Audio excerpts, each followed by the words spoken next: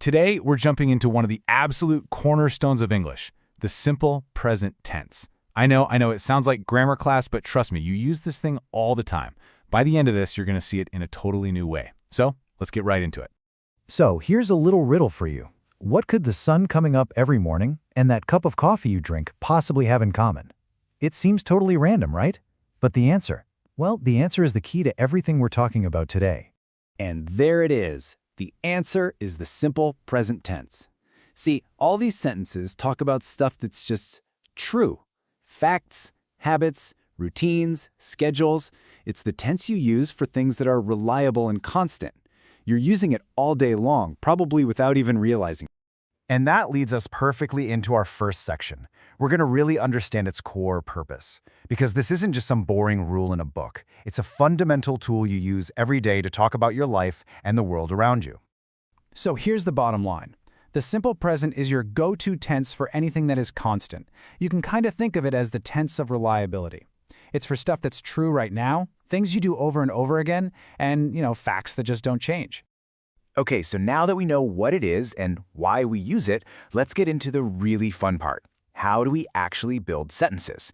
We're going to look at the blueprint for making positive statements, negative ones, and of course, for asking questions.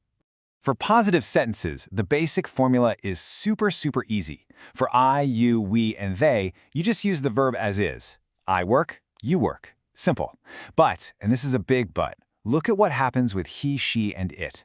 For that third person, you've got to add an S. He works, she works. It's a tiny little letter, but it is absolutely crucial. Now, what if you want to say no? To make a sentence negative, we need a little helper verb. For I, you, we, they, we bring in do not, or as we usually say, don't. For he, she, it, the helper is does not, or doesn't. So it becomes I don't work and she doesn't work. Easy enough, right? Okay, stop what you're doing and listen to this, because this is probably the biggest mistake people make. Once you use doesn't, the main verb goes back to its original form. You take the S off. Why? Because the does part of doesn't already did the S job for you. So it's never, ever, she doesn't works. It is always, she doesn't work. Burn that into your brain. And what about asking questions?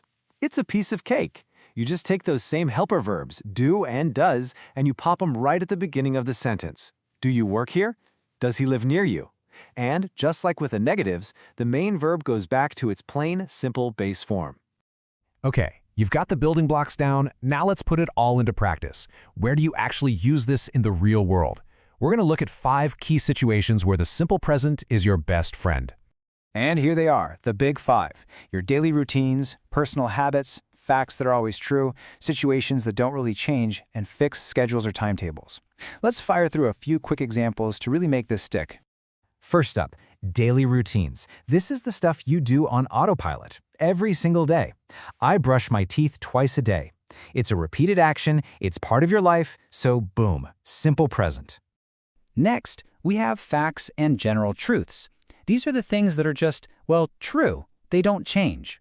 Water boils at 100 degrees Celsius. It always has, it always will. It's a fact of science, so we use the simple present.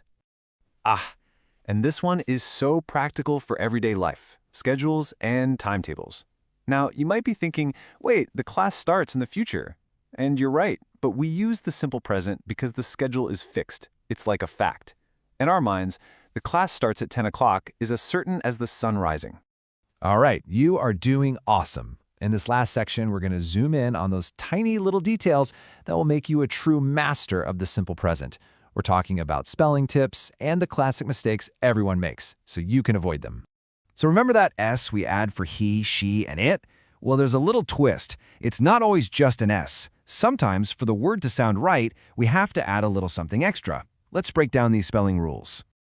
There are really just 3 main rules. For most verbs, you just add an S. That's the easy one. Now, for verbs that end in a hissing sound, like ch, sh, s, we add es. Why? Honestly, just to make it easier to say. Try saying watches. It's clumsy, right? Watches just flows better. And finally, if a verb ends in a consonant plus a y, you drop the y and add ies. And this slide shows that tricky y rule perfectly.